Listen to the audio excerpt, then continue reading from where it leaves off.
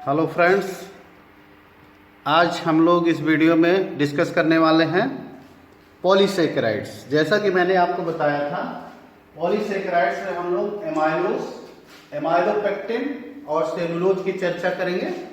Amylose is the polysaccharide of alpha D glucopyranose.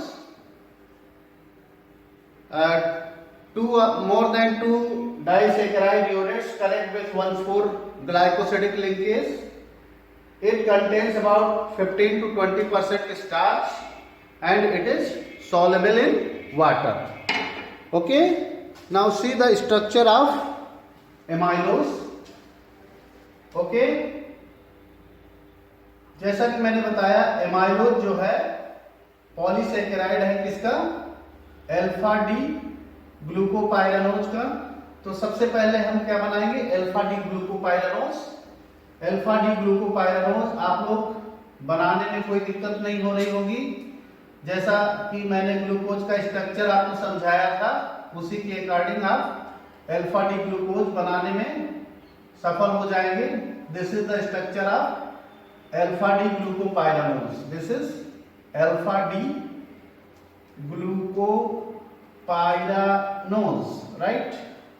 तो n मोल ले लीजिए। जितना भी आपको लंबा एमाइलोज बनाना है उतना मोल्स, कम से कम 9 यूनिट्स होना चाहिए। फिर उसको हम लोग क्या करेंगे? ग्लाइकोसिडिक लिंकेज से कनेक्ट करेंगे। ग्लाइकोसिडिक लिंकेज,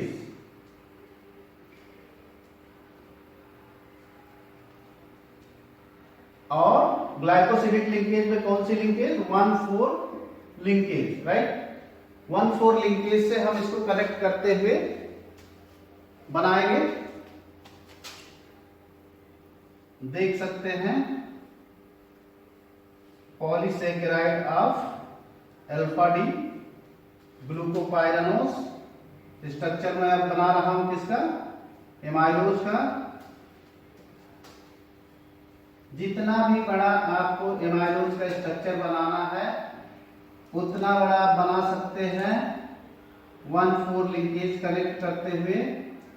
ठीक है, इसको आप आगे बढ़ा सकते हैं। इधर भी हम इसको आगे बढ़ा सकते हैं। इधर एक ब्रैकेट लगा दें, इधर भी एक ब्रैकेट लगा करके टेकन एन कर दीजिए। क्योंकि आपने यहाँ पर n मोल यूज किया है, तो कितना लंबा आपको एमाइलोपेक्टिन बनाना है उतना लंबा आप उसमें चेन बढ़ा सकते हैं। ठीक है, बाकी फिर इसको H और OH से सेटिस्फाइड कर दीजिए। H OH H OH H CH2OH, और यहां पर क्या आएगा? H, right. H OH H inside the ring OH H. This is H, this is CH2OH, this is again H, this is H OH H OH H H CH2OH, this is H, and this is what? This is amylose. Amylose, AMYLOSE. Amylose is the polysaccharide of alpha D glucose.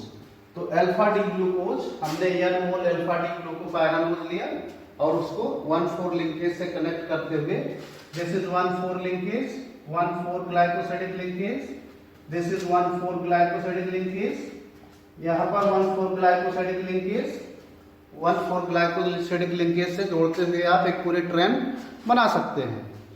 तो this is amylose, right. इसके बाद हम आपको बताएंगे दूसरा amylopectin. Okay, second polysaccharide है amylopectin. Okay, amylopectin is polysaccharide of alpha D glucopyranose, right. It contains 1,4 linkage as well as 1,6 linkage, glycosidic linkage. Okay, it contains about 80 to 85% starch and it is partially soluble in water. ये water में partially soluble है। ठीक है, अब आइए हम लोग बनाते हैं amylopectin. Again amylopectin is the polysaccharide of alpha D glucose. तो सबसे पहले हम लोग अल्फा डी ग्लूकोज ड्रा करेंगे। बार बार आप अल्फा डी ग्लूकोज बना रहे हैं तो आपको स्ट्रक्चर बनाने में कोई बार बार दिक्कत नहीं होनी चाहिए, ठीक है। प्रैक्टिस होती है। OH H OH H, ये OH और हाइड्रोजन और OH आयन को प्लेस करना है आपको सावधानी से, गलत नहीं प्लेस कर सकते हैं आप।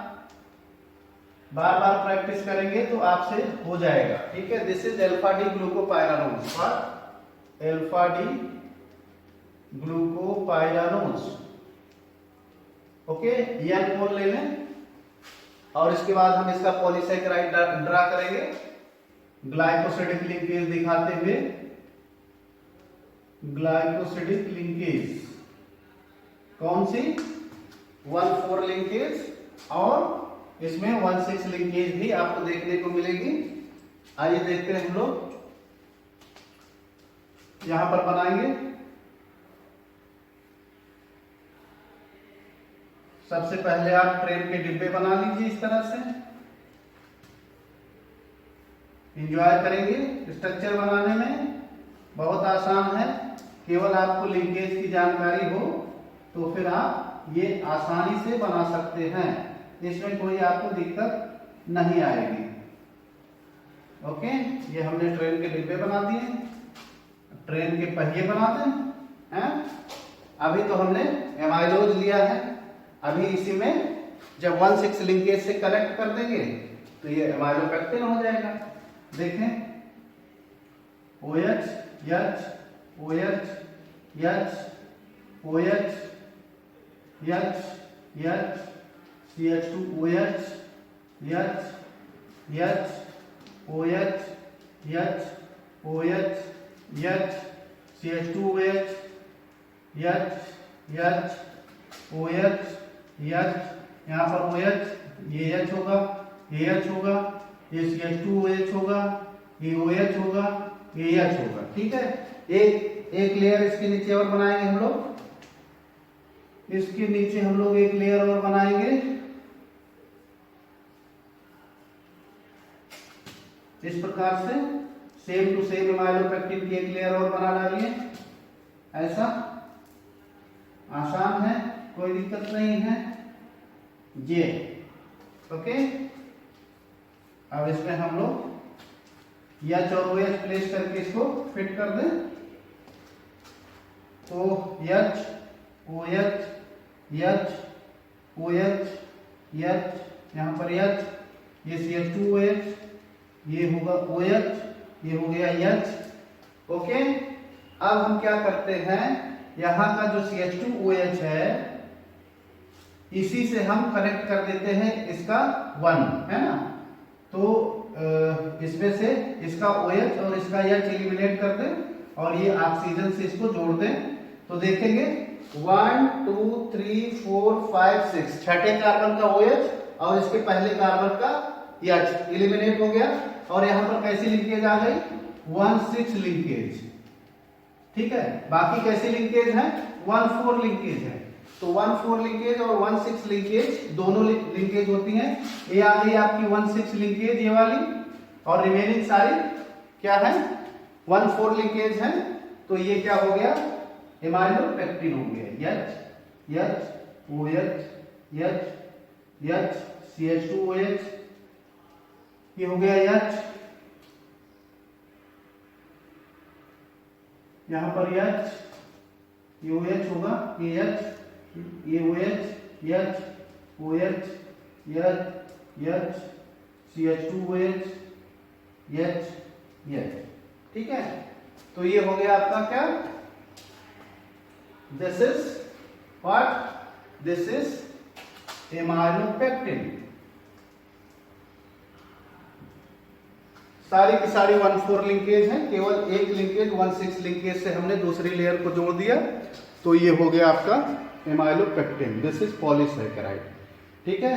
रिमेनिंग डिटेल आपके सामने है। अल्फा डी ग्लूकोपाइरानोज का ये पॉलीसैकेराइड है, इसमें 1,4 लिंकेज और 1,6 ग्लाइकोसिडिक लिंकेज होती है। इसमें लगभग 80 से 85% स्टार्च होता है और ये पार्शियली सॉल्युबल है वाटर में। ठीक है, बस इतना सफिशिएंट इंफॉर्मेशन है एमाइलोपेक्टिन के बारे में। इसके बाद लास्ट हम लोग लेते हैं सेलुलोज। चलिए हम लोग लास्ट पॉलीसेकेराइड डिस्कस करते हैं, that is cellulose. Cellulose is most common compound of the plant kingdom present in the cell wall. Plant kingdom में सबसे ज्यादा सेलुलोज एग्जिस्ट करता है और सेल वॉल में प्रेजेंट होता है। Polysaccharide of beta D glucopyranose. Cellulose जो है बीटा डी ग्लूकोपाइरानोज से के रिपीटेड कॉम्बिनेशन से बनता है। Would contains 40 to 60% cellulose. लकड़ियों में लगभग 40 से 60% सेलुलोज होता है और कॉटन में 60 से 80% सेलुलोज होता है। कॉटन है 60 to 80% cellulose and cellulose contains trans 1,4 linkage, that is specific. आइए हम लोग सेलुलोज का स्ट्रक्चर देखते हैं। सबसे पहले हम सेलुलोज का मोनोसेकेराइड बनाएंगे।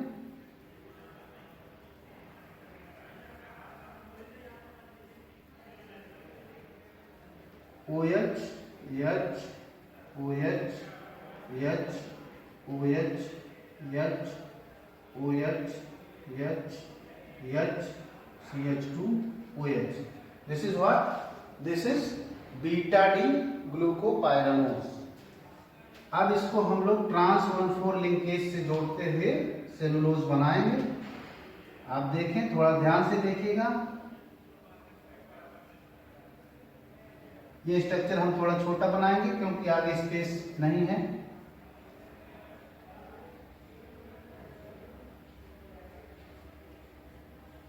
इस प्रकार से आप इसमें ब्रांचिंग करते जाएंगे।